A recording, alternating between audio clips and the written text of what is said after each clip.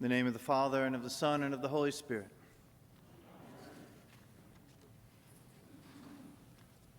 I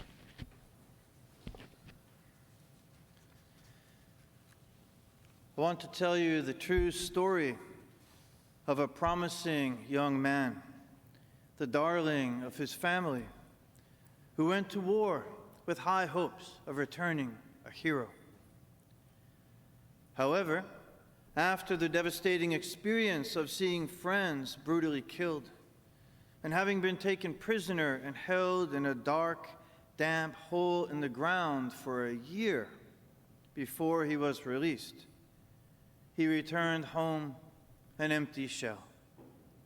He was a physical and emotional wreck, too ill and too laden with the nightmares and aphasia typical of PTSD to get out of bed. He was gauged a madman by his family. And I want to tell you the true story of another promising young man who was valedictorian and star athlete and first violinist of his high school, who went into the brokerage business with high hopes of making a name for himself and a fortune for his family.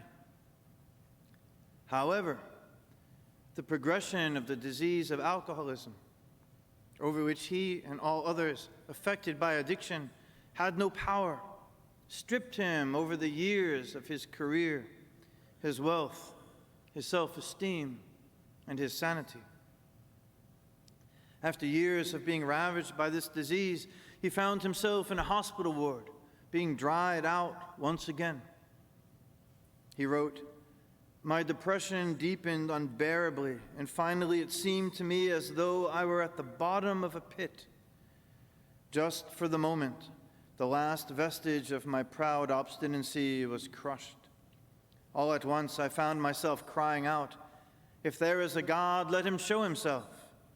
I am ready to do anything, anything.'" Who are these men? Well, the first is Francis of Assisi, founder of the Franciscan order, renewer of the Western Church, beginner of the groups called friars, religious people who are active in the world instead of cloistered away from it. And as some scholars say, such a great and creative genius that without him the Renaissance would have never happened. The second is Bill Wilson, co-founder of AA, Alcoholics Anonymous, whose groundbreaking work has helped millions find freedom from addiction. Both men are remembered in our church on the calendar of the saints.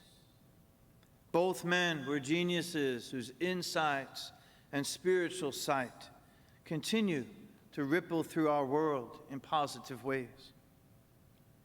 And both men were, before their reformation by God, much like the Gerasene demoniac we read about today. They were men who lived in the tombs, mad, unwanted. Now for us today, when we encounter these stories of demonic possession, we can end up kind of getting derailed down a rabbit hole, right? And it can become this false question of, well, what are these stories about? Are they about demonic possession? Or are they about mental illness? And some of us even think that how we answer this question speaks to our allegiances. If we say that yes, these are stories of demonic possession, that we're being faithful to the church, but somehow turning our back on modern science. And if we say, yes, these are stories of mental illness, we're saying no to the culture of the church and espousing modern understandings of such things. In my opinion, this is nonsense. Don't feel very subtle this morning. It seems really it's a matter of how culture assigns the cause. You see, anthropologists tell us that in the ancient world, in ancient cultures like Jesus' culture, everything had a personal cause. And so a psychosis would be given a personal cause, the demon. And in modern cultures like our culture, everything has an impersonal cause. And so a psychosis like this is given an impersonal cause, brain chemistry, or mental illness. So it seems really that we're talking about the same thing. It's just a cultural question of where we put the cause, how we see the cause. And that's up to each of us, and it may even be a mix of the two. But in any case, we see some similarities here. The Gerasene demoniac does things that we know are common for people suffering from certain forms of mental illness, such as going naked, such as we hear in the Gospel of Mark, cutting himself with stones. We see these same symptoms among the ill today. So whether we assign the cause of such psychosis to a personal cause, like a demon, or an impersonal cause, like brain chemistry, such psychosis is a heartbreaking reality, not only for the person experiencing it, but for their families and their friends as well. I know this because it exists in my family, just as it exists probably in many of yours. And yet today in a gospel story, we see what God can do even with those afflicted by the demonic, by the psychotic. We see it in the life of this man who lived in the tombs. We see it in the life of Francis of Assisi. We see it in the life of Bill Wilson. So why don't we see it more in our world today? Presently, in the United States, 20% of Americans suffer some form of mental illness. That means if 25 people live on your block, 5 of them are suffering from some mental illness condition. 5% of Americans have serious, debilitating mental illness. So that means out of 20 people we encounter, 1 out of every 20 is seriously afflicted with mental illness, to the point where it is debilitating in their life. We live in a world so afflicted with the psychotic or the demonic that school shootings and now even church shootings become commonplace. You may have heard there was a shooting in an Episcopal church earlier this week. And such things begin to get wrapped up into what we just assume is the norm, the normality of our world, no longer even relegated to the tombs. What's happening? What's happening to our psyches? What's happening to our souls? And how could we move from such a mad normal to a new healthy? Why don't we see more transformations of the nature we hear about today? Francis, Bill W. Well, first, we need to acknowledge how big this question is. Right? One scholar writes this: personal exorcism is not what this miracle story is really about. Rather, it is about the promise of God's ability to defeat and reorder the disordered powers that afflict both individuals and communities. How do we get there? Well, one piece of the story that points us this way is that this poor man in the tomb calls what afflicts him legion. And people who study the scriptures tell us this is a direct and intentional linking the affliction of the man in the tombs with the presence and the oppression and the violence of the Roman legions in this area of the Decapolis. And so when we read about seemingly isolated instances of mad violence in our communities, we must remember that the name of such demonic action is legion. While we are, to some degree, responsible for our choices, it is also true that our choices and such actions are bound up with violence and oppression on a larger scale. Really, each one of us is made up of a legion. Another commentator says this: we are a mysterious mixture of genetics, geography, family of origin, personal choices, and God's providential care. Many of our choices are driven by what we have no control over. St. Paul even tells us in the scriptures that he doesn't understand what he does.